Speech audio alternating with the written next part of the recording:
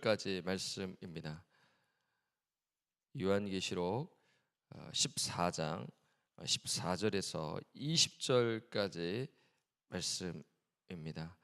여러분 찾으셨으면 하나님 말씀 우리 교독하도록 하겠습니다. 또 내가 보니 흰 구름이 있고 구름 위에 인자와 같은 이가 앉으셨는데 그 머리에는 금 면류관이 있고 그 손에는 예리한 낫을 가졌더라. 성전으로부터 나와 구름 위에 앉은 이를 향하여 큰 음성으로 외쳐 이르되 당신의 낫을 휘두르소서. 땅의 곡식이 다 익어 거둘 때가 이르렀음이니이다 하니 구름 위에 앉으신 이가 낫을 땅에 휘두르매 땅의 곡식이 거두어지니라. 역시 예리한 낫을 가졌더라. 또 불을 다스리는 다른 천사가 제단으로부터 나와 예리한 낫 가진 자를 향하여 큰 음성으로 불러 이르되 내 예리한 낫을 휘둘러 땅에 포도송이를 거두라. 그 포도가 익었느니라 하더라.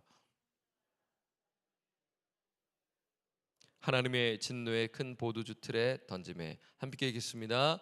성 밖에서 그 틀이 밟히니 틀에서 피가 나서 말 굴레까지 닿았고 1600 스타디온에 퍼졌더라. 아멘.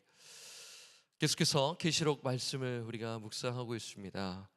오늘 본문에는 그 두 종류의 추수가 소개되고 있습니다. 그것은 곡식 추수와 포도 추수입니다. 이 곡식 추수와 포도 추수가 소개되는데 어떤 의미가 담겨 있을까? 어떤 영적 교훈이 있을까입니다. 이 부분을 한번 우리가 함께 본문 말씀을 통해 한번 살펴보도록 할게요. 먼저 곡식 추수에 대한 것을 살펴보는데요. 14절을 우리 함께 읽겠습니다. 시작. 또 내가 보니 흰 구름이 있고 구름 위에 인자와 같은 이가 앉으셨는데 그 머리에는 금 면류관이 있고 그 손에는 예리한 낫을 가졌더라. 이 사도 요한이 이제 환상을 이제 보는데요. 누구를 보냐면 인자와 같은 이를 봅니다. 인자와 같은 이의 머리에는 금 면류관이 있고요. 그 손에는 예리한 낫을 가졌습니다. 인자와 같은 이가 누구일까? 어느 성경학자는 천사가 아닌가? 아니다. 어느 성경학자는 예수님이 아닌가라고 해석합니다. 어찌되었든 이 말씀을 보게 되면 그런데 또 다른 천사가 인자와 같은 이에게 외쳐 말하는 것이에요. 무엇을 말하냐면 어떤 말씀을 하냐면 너의 낯을 휘둘러 당신의 낯을 휘둘러 무엇을 하라? 추수를 하라는 것입니다. 자, 15절과 16절을 우리가 한번 보겠습니다. 제가 15절을 읽고 여러분 한번 16절 한번 읽어주시겠어요? 또 다른 천사가 성전으로부터 나와 구름 위에 앉은 이를 향하여 큰 음성으로 외쳐 이르되 당신의 낯을 휘둘러 거두소서. 땅의 곡식이 다 익어 거둘 때가 이르렀음이니이다 하니 구름 위에 앉으신 이가 낯을 땅에 휘두르매 땅의 곡식이 거두어지니라. 이 또 다른 천사가 요청을 했죠. 누구에게요? 인자와 같은 이에게 요청을 했습니다. 그 요청은 낫을 땅에 휘둘러 땅의 곡식을 이제 거두라는 것인데 그렇게 했죠. 그래서 곡식을 거두어지게 되는 것을 보게 됩니다. 그러니까 사도 요한은 지금 추수하는 장면을 본 것입니다. 여러분 어떤 의미가 있을까요? 이 추수, 성경에서 이 추수는 어떠한 의미가 있는가 합니다. 먼저는 이렇게 볼 수가 있겠죠. 구원받은 자를 추수하는 것으로 생각할 수가 있겠어요. 그렇죠? 예수님께서 제자들을 파송하실 때 그 추수한 일꾼이 돼요. 심지어 추수한 일꾼이 부족하도다라고 말씀하시면서 제자들을 파송하시면서 그 영혼들을 모으는 그 영적 추수를 우리가 생각할 수 있어요. 또한 오늘 본문 말씀을 이렇게 보게 되면 이게 아닐까 생각이 듭니다. 그것은 무엇이냐면요, 하나님께서 악인을 심판하신 것으로 생각할 수가 있어요. 뭐 요한계시록 우리가 12장 13장 보면서 짐승에게 경배하는 자들, 하나님을 대적하는 자들, 뭐 적그리스도들 볼 때 이들을 하나님께서 심판하시는 것으로 생각할 수가 있는 것입니다. 정리하자면 이 추수는 무엇이냐? 하나님의 심판을 의미한다라고 정리할 수가 있어요. 제가 왜 이렇게 말씀을 드릴 수 있냐면요, 요엘 3장 13절을 통해 알 수가 있습니다. 나중에 한번 요엘서 3장을 한번 여러분들 집에 가셔서 한번 읽어보시면 알 수가 있는데요, 요엘 3장 13절은 곡식 추수하는 내용과, 그리고 오늘 본문 그 후반부에 보게 되면 포도 추수가 나오는데, 이 요엘 3장 13절에 곡식 추수하는 내용과 포도 추수하는 내용이 소개가 돼요. 그 내용은 하나님을 대적하는 열국이 하나님의 심판을 받게 될 것을 말씀하고 있어요. 제가 요엘서 3장 13절을 읽어드리겠습니다. 한번 잘 들어봐 주십시오. 너희는 낫을 쓰라 곡식이 익었도다. 와서 밟을지어다. 포도주 틀이 가득히 차고 포도주 독이 넘치니 그들의 악이 크미로다. 하나님께서 주의 용사들에게 심판 명령을 내리시는 거예요. 무엇을 쓰라? 낫을 쓰라. 곡식이 익었다. 그러니까 추수 때가 왔다. 그때가 왔다. 낫을 쓰라. 그리고 와서 밟을지어다. 그러니까 이제 포도주, 그 대량의 포도 어떻게 해요? 포도주 틀에 어떻게 밟아가지고 즙을 내서 포도 음료를 내지 않습니까? 포도주 틀이 가득히 차고 포도주 독이 넘치니 그들의 악이 크미로다. 그러니까 요엘서 3장 13절 곡식 추수와 포도 추수는 무엇을 의미한다? 심판을 의미한다라고 우리가 정리할 수가 있는 것입니다. 그러면 오늘 본문 역시 하나님을 대적하는 자들과 우상 숭배자들에 대한 하나님의 심판을 말씀하고 있어요. 그리고 이 곡식 추수가 하나님의 심판이라는 것은 우리 구주 예수 그리스도의 말씀을 통해서 알 수가 있습니다. 예수님은 그 밀과 가라지 비유를 말씀하셨잖아요. 여러분 가라지 비유 혹시 기억나시나요? 그렇죠? 밭에 이제 곡식이 있습니다. 좋은 씨를 뿌렸는데 곡식이 자라고 있는데 원수가 어느 날 가라지를 뿌리는 것 아니겠어요? 그러면서 이 종들이 발견하는 것이요. 곡식만 자라는 것이 아니라 그 주변에 뭐가 있어요? 가라지가 있는 것입니다. 그러니까 종들이 이제 주인에게 말하는 것입니다. 그것을 뽑아야 되지 않겠습니까? 이 말을 들은 주인이 어떻게 말합니까? 가만두라. 왜냐하면 가라지를 뽑다가 곡식까지 뽑을 수 있기 때문인 것이죠. 그러니까 언제까지요? 추수 때까지. 그러니까 추수 때까지는 가만두라는 것입니다. 그럼 추수 때는 어떻게 되죠? 이 가라지는요, 모아가지고 불사르게 되는 것입니다. 그러면 여기서 예수님께서 말씀하시죠. 가라지는 누구입니까? 악한 자의 아들들이라는 것이에요. 추수 때는 세상의 끝입니다. 그러면 추수 때 불신자, 하나님을 대적하는 자는 어떻게 되죠? 반드시 심판을 받게 된다는 것입니다. 그래서 오늘 본문의 추수는 심판을 의미한다라고 말씀드릴 수가 있어요. 그러면 우리 사랑하는 성도 여러분, 오늘 이 본문 말씀 당시의 독자들에게, 이 요한계시록을 받는 독자들에게 어떤 메시지가 되었을까요? 어떤 메시지가 되었을까요? 지금 이 독자들은 예수 믿는 믿음으로 말미암아 환난과 핍박과 고난, 박해를 받고 있는 상황이잖아요. 그러면 죽음이 끝이 아니다. 예수님께서 심판주로 반드시 오실 테인데 반드시 뭐가 있다? 심판이 있다라는 것입니다. 그러면 당시 신자들에게는 위로의 메시지가 되는 것이고, 그리고 용기의 메시지가 되는 것이죠. 왜냐하면 심판주이신 하나님께서는 반드시 그 죄를 심판하신다. 그 악인들을 반드시 심판하시기 때문인 것이에요. 하나님께서 반드시 공의를 나타내실 것이기 때문인 것입니다. 그렇기 때문에 당시 신자들은 누구를 바라보며 심판주이신 다시 오실 그 예수 그리스도, 그러니까 예수님께서 심판주로 다시 오신다고 말씀하셨잖아요. 그래서 그 당시의 독자들은 그 심판주이신 예수님을 끝까지 바라보며 인내하며 믿음을 지켜야 했다라는 것입니다. 오늘 우리에게도 마찬가지입니다. 주님 다시 오실 때까지 인내하며 믿음을 지켜야 할 것입니다. 네. 예수 믿는 믿음으로 말미암아 고통이 올지라도, 어려움이 올지라도 끝까지 우리는 주님을 의지해야 할 것입니다. 우리 사랑하는 성도 여러분, 우리 믿는 자들 역시 하나님의 심판대 앞에 서게 되는 것 아시죠? 네. 고린도 그 후서 5장 그 10절에 나와 있잖아요. 우리가 다 선악간에 다 우리가 심판대 앞에 반드시 서게 된다.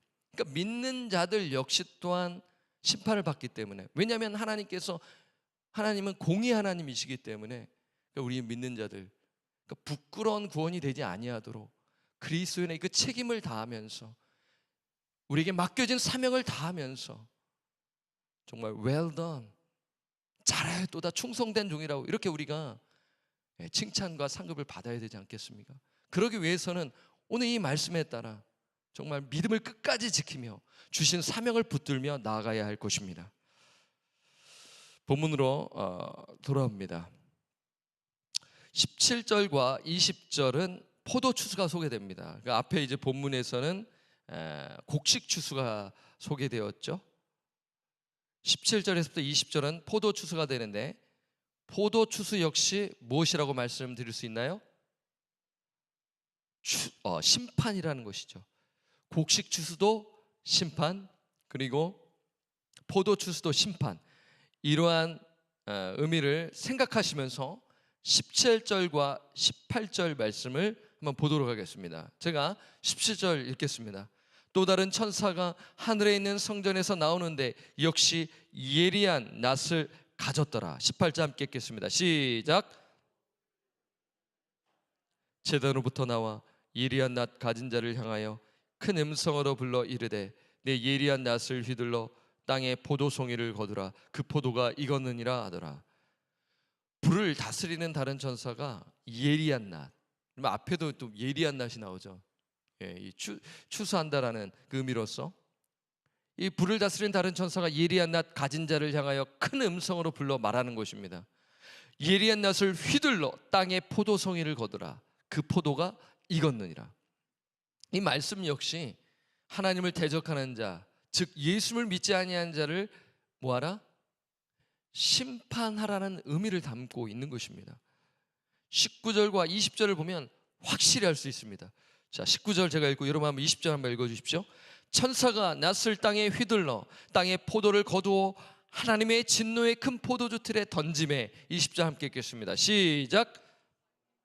그 틀이 밟히니 틀에서 피가 나서 말 굴레까지 닿았고 1600 스타디온에 퍼졌더라. 천사가 낫을 땅에 휘둘러 땅에 포도를 거둡니다. 그리고 그 포도를 하나님의 진노의 큰 포도주 틀에 던지는 것이에요. 그리고 그 틀이 밟힙니다. 여러분 이 19절 20절 보면 여러분 어떤 생각이 드세요? 와, 이거 무섭지 않으세요? 그렇죠? 끔찍하지 않습니까? 상상만 해도 끔찍합니다. 악인을 어디에 넣는 거예요? 포도주 틀에 넣고 밟아 심판하는 것입니다. 여러분 지금 이 의미를 지금 상상하시면 지금 번쩍이실 것입니다. 졸음이 오더라도 이 본문에서 눈이 번쩍이실 거예요. 그런데 여러분 어디에서 밟힙니까? 20절 보니까 어디에서 밟혀요? 이거 잘 보셔야 됩니다. 어디라고 나와 있어요? 성 밖에서입니다. 성. 여기서 성은 하나님의 거룩한 도성 예루살렘 성이라고 할 수가 있지 않겠어요? 그러면 이제 계시록 끝까지 보게 되면 새 예루살렘, 새 하늘과 새 땅 이렇게 보면 이 성 밖이라는 것은 무엇이냐면 성 밖에서 밟힘을 당한다. 누가 밟힘을 당해요? 구원받지 못한 자들, 우상 숭배자들, 짐승에게 절한 자들, 예. 하나님을 대적한 자들, 불신자들, 이 자들이 성 밖에서 하나님의 심판을 받게 된다는 것이죠. 그들은 하나님의 영원한 형벌 가운데 처하게 된다는 것이에요. 그리고 20절을 또 보게 되면 포도주 틀에 밟히는 곳입니다. 틀에서 뭐가 나왔다고 하죠? 피가 나왔다고 합니다. 와, 끔찍하죠? 그런데 피의 양이 어마어마합니다. 20절 다시 한번 읽을까요? 시작. 성 밖에서 그 틀이 밟히니 틀에서 피가 나서 마일 굴레까지 닿았고 1600사디온에 퍼졌더라.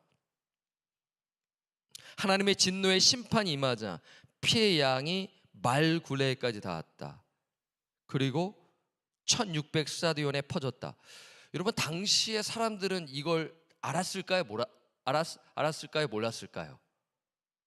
우리는 좀 익숙하지가 않잖아요. 그렇죠? 이게 뭐지? 이게 딱 그려지지가 않습니다. 그러나 당시의 사람들은 이걸 보고 그냥 단번에 알았을 거예요. 그때 당시에 쓰였던 그 용어이기 때문에 그래요. 말굴레는 뭐냐면요, 말에 재갈이 있는 부분입니다. 말에 재갈이 있는 부분이에요. 그러면 대략 높이가 1.5m입니다. 그러니까 사람 높이만한 것이죠. 말이 더 크면 한 2m. 그러니까 이 피의 양이 2m, 1.5m에서 2m. 끔찍하지 않습니까? 그 피가 철철철철 넘치는 것이죠. 피가 강물처럼 넘쳐서 말에게 씌운 굴레가 있는 곳과 1.5m까지 높아진다는 뜻이죠. 그러니까 죄인들의 피로 온 세상이 온통 피바다가 된다는 것입니다. 와, 너무나 끔찍해요. 그리고 죄인들의 피가 1600사디온에 퍼졌다고 하지요. 1사디온은 180에서 190m입니다. 이거를 킬로미터로 하면 300km이고요. 우리가 또 미국에 살고 있기 때문에 킬로미터 하면 좀 와닿지 않을 수가 있어요. 그렇죠? 그래서 마일로는 186마일입니다. 그러니까 피의 양이 1.5m, 높이는, 길이는 어디까지 퍼져요? 186마일. 뭐 학자들은 이게 팔레스타인, 예를 들어 브엘세바에서 단까지의 거리다. 브엘세바에서 단은 뭐예요? 그 이스라엘 백성의 그 최남단이 브엘세바, 최북단이 단이지 않겠습니까? 우리 한국으로 치자면 한라에서 백두까지, 백두에서 한라까지, 뭐 이런 개념인데, 그렇게 퍼졌다, 뭐 이렇게 볼 수가 있는데, 근데 문자적으로 보기에는 좀 너무 제한적이지 않겠어요? 그러니까 이걸 상징적으로 해석을 드리면 어떤 의미가 있냐면요, 이 땅에 대한 더할 수 없는 하나님의 완전한 형벌을 의미하고 있는 것입니다. 공의의 하나님은 반드시 뭐 하신다? 심판하신다. 어떤 이는 말합니다. 아니야, 사랑의 하나님께서 어떻게 이러한 끔찍한 일을 하실 수 있는가? 하나님을 모르고 하는 소리입니다. 하나님은 사랑의 하나님이시지만 또한 동시에 공의의 하나님이세요. 그 죄인의 죄를 반드시 심판하시고, 그 마지막 때에 심판의 때가 있다, 추수의 때가 있다, 심판의 때가 있음을 분명히 오늘 말씀하고 있는 것이죠. 그러니까 그 어느 누구도 하나님의 심판을 피할 수 없다라는 메시지를 주고 있는 것입니다. 그러면 오늘 본문은 불신자들 향해서는 어떤 메시지가 될까요?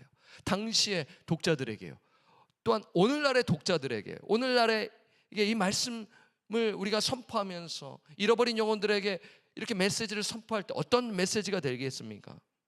회개하라는 것이죠. 속히 회개하라는 것입니다. 회개하고 예수를 믿고 구원을 받으라는 것이죠. 그리고 예수 믿는 신자들을 향해서는 어떤 메시지인가요? 우리가 받은 구원은 큰 구원이다. 히브리서에 보게 되면 그 큰 구원을 우리가 등한히 여길 수 있겠는가 라면서 말씀하지 않겠습니까? 큰 구원이라면 귀중한 구원이다, 값진 구원이다. 그러니까 우리가 구원받은 것이 얼마나 감사한 것인가 라며 날마다 기억하며 감사 찬양을 올려드려야 되지 않겠습니까? 그리고 고통이 찾아올지라도 그 큰 구원을 생각하며 하나님께 소망을 두며 인내하며 신앙을 지켜 살아야 한다라는 것입니다. 동시에 오늘이라는 귀중한 시간에 우리는 하나님께 감사하며 시간을 아끼며 맡겨진 일과 사명을 주의 나라와 주의 뜻을 위해 최선을 다해야 할 것입니다. 특히 잃어버린 영혼들 위해 기도하시고요. 그리고 그 잃어버린 영혼에게 복음을 전해야 할 것입니다. 주님 다시 오실 때까지 오직 주님께 소망을 두고 끝까지 믿음을 지키며 사시는 저와 우리 성도님들 되시기를 주님의 부탁드리고 간절히 축원합니다. 아멘. 제가 기도하겠습니다. 하나님 아버지 감사합니다. 우리에게 영원한 생명을 주심에 감사합니다. 이 아침 주의 말씀을 듣게 하시고 주의 뜻을 깨닫도록 인도해 주심에 감사합니다. 하나님 아버지, 이 세상을 보면 주님 다시 오실 날이 얼마 남지 않았음을 보게 됩니다. 사탄의 유혹도 있습니다. 우리를 대적합니다. 그때마다 우리는 늘 깨어 기도하며 성령의 검으로 사탄의 유혹을 물리치며 대적하며 영적 순결함을 지키며 살게 하여 주옵소서. 우리 모두 하나님 심판대 앞에 서게 됨을 기억하며 거룩한 삶, 진실한 삶, 신실한 삶을 살게 하여 주옵소서. 그리고 주의 뜻에 순종하며 주의 말씀대로 살아내는 저희들 될 수 있도록 인도하여 주옵소서. 또한 잃어버린 영혼에게 복음을 전하며 살아가는 복음 전도자로 살아가도록 주님 인도하여 주옵소서. 주님께 모든 것 감사하고 우리를 죄로부터 구원하여 주신 우리 구주 예수 그리스도의 이름으로 축복하며 기도드립니다. 아멘. 하늘에 계신 우리 아버지여, 이름이 거룩히 여김을 받으시오며 나라가 임하시오며 뜻이 하늘에서 이루어진 것 같이 땅에서도 이루어지이다. 오늘 우리에게 일용할 양식을 주시옵고 우리가 우리에게 죄 지은 자를 사하여 준 것 같이 우리 죄를 사하여 주시옵고 우리를 시험에 들게 하지 마시옵고 다만 악에서 구하시옵소서. 나라와 권세와 영광이 아버지께 영원히 있사옵나이다. 아멘. 여러분도 기도의 자리로 나아가시도록 하겠습니다.